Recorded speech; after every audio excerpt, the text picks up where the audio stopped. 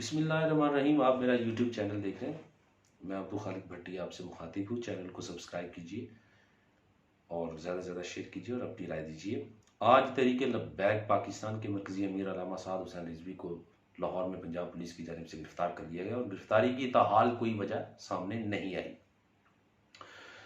جیسا کہ آپ کو معلوم ہے کہ فرانس اور دیگر یورپی ممالک بارہا نبی اکرم صلی اللہ علیہ وآلہ وسلم کی شان میں گستاخی کا مرتکب پائے گئے ہیں، اور وہ بارہا حضرت محمد مصطفیٰ صلی اللہ علیہ وسلم کی شان میں گستاخیاں کرتے رہے ہیں، جس سے نہ صرف عالم اسلام میں ایک تشویشناک لہر دوڑی ہے بلکہ وہاں پر بے چینی بھی پیدا ہو چکی ہے۔ اس سلسلے میں تحریک لبیک پاکستان نے نومبر 2020 میں اسلام آباد اور راولپنڈی میں ایک احتجاجی دھرنا دیا تھا، اور اس دھرنے کو ختم کرنے کے لیے حکومت وقت نے تحریک لبیک پاکستان کے ساتھ ایک معاہدہ کیا۔ اس معاہدے کی کچھ شکیں تھیں، جو کہ پہلی شک یہ تھی کہ فرانس کے سفیر کو فوری طور پر ملک بدر کیا جائے، اور اس کے لیے کوئی قانون سازی کرنی ہے۔ اس کے لیے وقت دیا گیا 4 مہینے کا یا اس سے کچھ زائد کا۔ اور دوسری بات یہ تھی کہ پاکستان اپنا سفیر فرانس کے اندر تعینات نہ کرے۔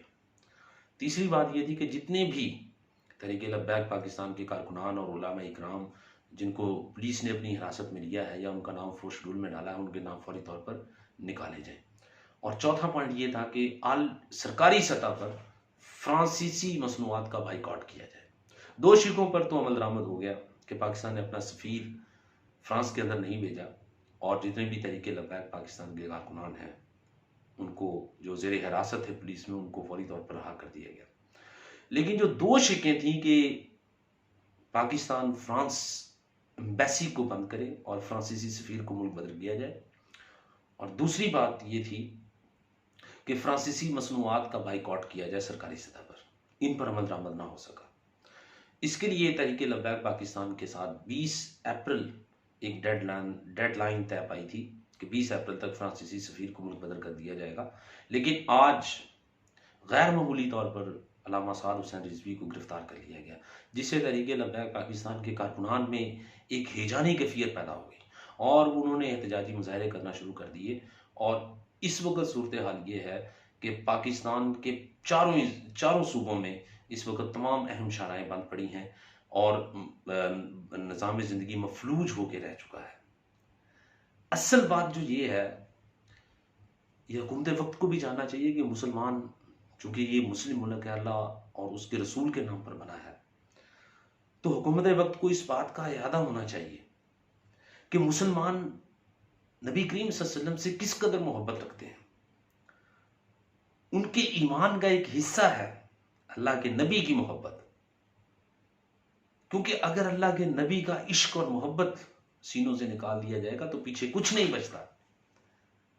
اقبال نے یہ کہا تھا کہ ہو نہ یہ پھول تو بلبل کا ترنم بھی نہ ہو، چشم دہر میں کلیوں کا تبسم بھی نہ ہو، یہ نہ ساقی ہو تو پھر میں بھی نہ ہو، خم بھی نہ ہو، بزم توحید بھی دنیا میں نہ ہو، تم بھی نہ ہو، خیمہ افلاک کا استادہ اسی نام سے ہے، یہ جو رگوں میں خون دوڑتا ہے یہ بھی نبی اکرم صلی اللہ علیہ وسلم کے نام سے ہے، خیمہ افلاک کا استادہ اسی نام سے ہے، نبض ہستی تپش آمادہ اسی نام سے ہے، یہ جو آسمان کی چھت ڈالی گئی ہے یہ بھی حضور کے صدقے میں، یہ کائنات بنی حضور کے صدقے میں، نبض ہستی تپش آمادہ اسی نام سے ہے، جو ہماری رگوں میں خون دوڑ رہا ہے یہ بھی حضور کے صدقے میں ہے۔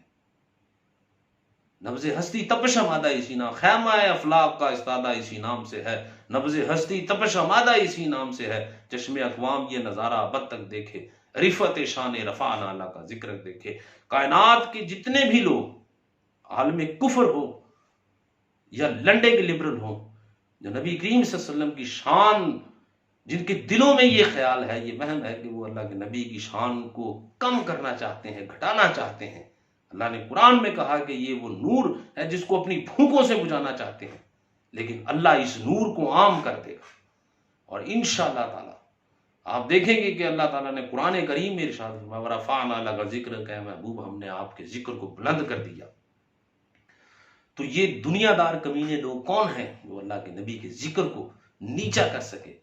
اور جو یہ گستاخیاں کرنے جائیں گے، مسلمان جو لوگ ہیں، مسلمانوں کے دلوں میں عشاقان رسول کے دلوں میں اللہ کے نبی کی محبت اور بڑھتی جائے گی اور گھر کرتی جائے گی. آپ ان کے سینوں سے حب رسول کو نہیں نکال سکتے ہیں.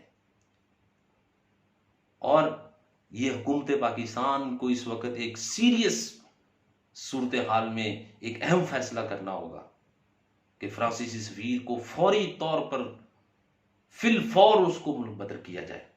اگر ملک کے اندر بے چینی اور ہجان کی کیفیت کو ختم کرنا ہے تو پھر سفیر کو فوری طور پر ملک بدر کیا جائے، تاکہ ہم اتنے اور زیادہ نقصانات کے متمحل نہیں ہو سکتے ہیں. ہماری معیشت ہماری تباہ ہو چکی ہے، ہم ہر لحاظ سے گرے ہوئے ہیں. ہم دنیا بھر سے، ہم IMF FATF کوئی بھی آپ دیکھ لیں، کسی بھی صورتحال میں پاکستان اس وقت سنگین صورتحال میں گزر رہا ہے. حالیہ دنوں میں برطانیہ اور یورپ کے کچھ ممالک نے پاکستان پر سفری پابندیاں لگا دی ہیں اور اس کو خطرناک ممالک کی فہرست میں شامل کر دیا ہے. اور ہم کتنا گرنا چاہتے ہیں. چند ایک فائدے ہیں فرانس سے، اگر آپ نہیں لیں گے تو آپ پر کون سی آنچ آ جائے گی. ہماری تو ذات ہی نبی اکرم صلی اللہ علیہ وسلم پر قربان ہونے کے لیے بنی ہے. ہمارے ماں باپ، ہم، ہماری ساری جائیداد، مال و دولت نبی اکرم صلی اللہ علیہ وسلم کی ذات پر قربانی کے لیے تیار ہیں، کیونکہ ہم صدیق اکبر کے غلام ہیں. اقبال نے کہا تھا پروانے کو چراغ ہے بلبل کو پھول بس، صدیق کے لیے ہے خدا کا رسول بس. وہ ہمارے لیے صرف اللہ اور اس کا رسول ہی کافی ہے، اس کے علاوہ ہم کسی چیز کے طلبگار نہیں ہیں.